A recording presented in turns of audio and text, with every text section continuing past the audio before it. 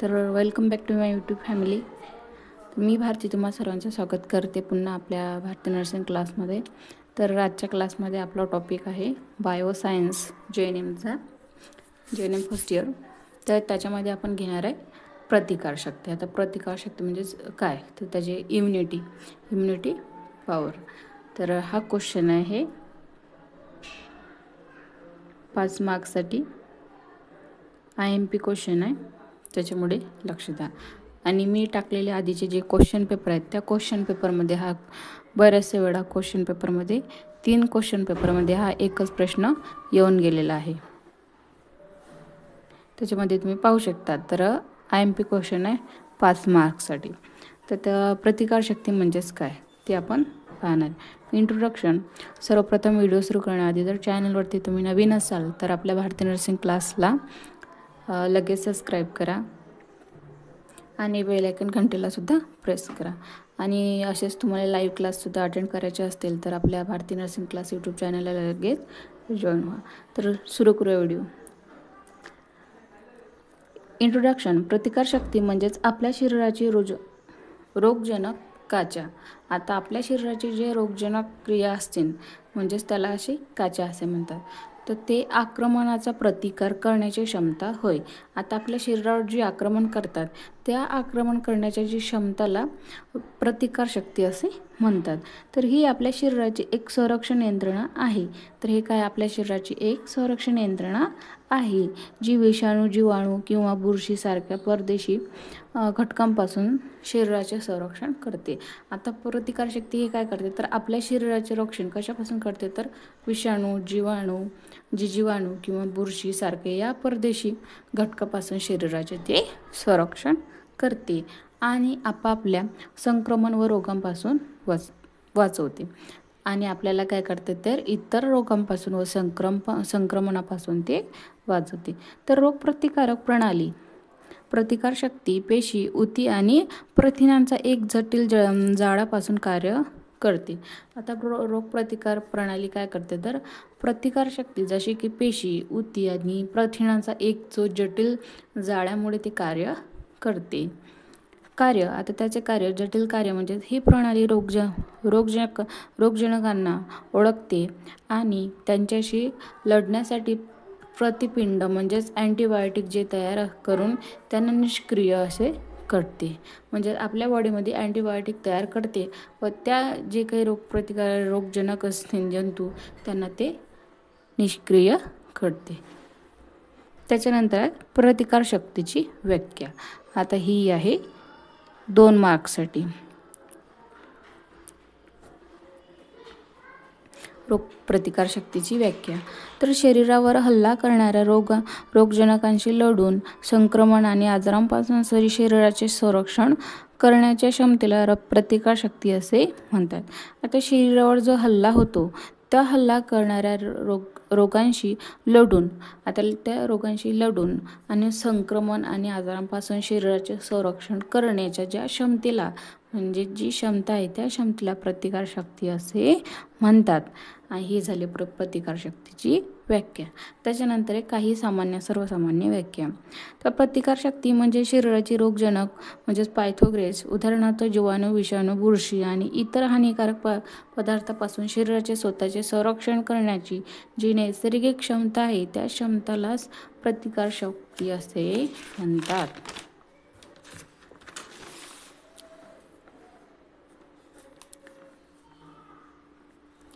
या क्षमतेमुळे शारीरिक संक्रमण जे इन्फेक्शन आहे आणि शरीराचे जे इन्फेक्शन आणि आजारांपासून प्रतिकारशक्तीचं प्रोटेक्ट करते. वैज्ञानिक जैविक व्याख्या. याची काही वैज्ञानिक आणि जैविक व्याख्या ते आपण पाहूया. प्रतिकारशक्ती म्हणजे प्रतिरक्षा प्रणाली इम्युनिटी सिस्टम मार्फत जी विशिष्ट अँटीजन ओळखणे त्याला निष्प्रभ करते आणि भविष्यातील जे त्याचं प्रजाती असतील त्या हल्ल्यापासून संरक्षणाची स्मृती तयार करते. तर हे झाली त्याची जैविक व्याख्या. आता याचे प्रतिकारशक्तीचे काही प्रकार आहेत, थोडक्यात ते प्रकार आपण पाहूया. तर रोगप्रतिकारक शक्तीचे मुख्यतः 2 प्रकार आहेत. तर पहिला तर म्हणजे जन्मजात प्रतिकारशक्ती आणि दुसरा म्हणजे अनुकूल व अधिग्रहित प्रतिकारशक्ती. तर सर्वप्रथम आहे जन्मजात प्रतिकारशक्ती. ही प्रतिकारशक्ती जन्मापासूनच शरीरात असते. आता हे ज्यावेळेस बाळ जन्माला येते त्यावेळेसपासूनच ती प्रतिकारशक्ती आपल्या जन्मजातापासूनच शरीरात ती प्रवेश असते. तर ही संरक्षणाची पहिली ओळ म्हणून कार्य करते. आता ही शरीराची पहिली ओळ, संरक्षणाची पहिली ओळ म्हणून कार्य ती करत असते.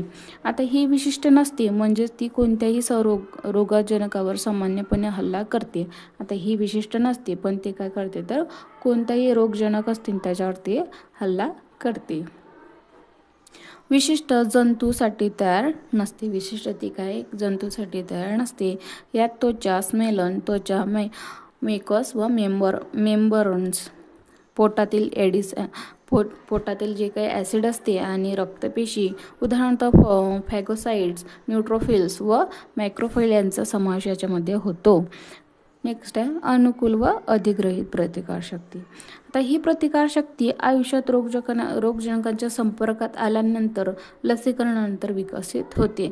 आता ही अनुकूल अधिग्रहित प्रतिकारशक्ती कशी होते तर प्रतिकारशक्ती म्हणजे आयुष्यात रोगजनकांचा जो संपर्कात आल्यानंतर आणि किंवा लसीकरणाच्या विकसित संपर्कात आल्यानंतर हा एक संसर्गजन्य रोगजंतू होतो.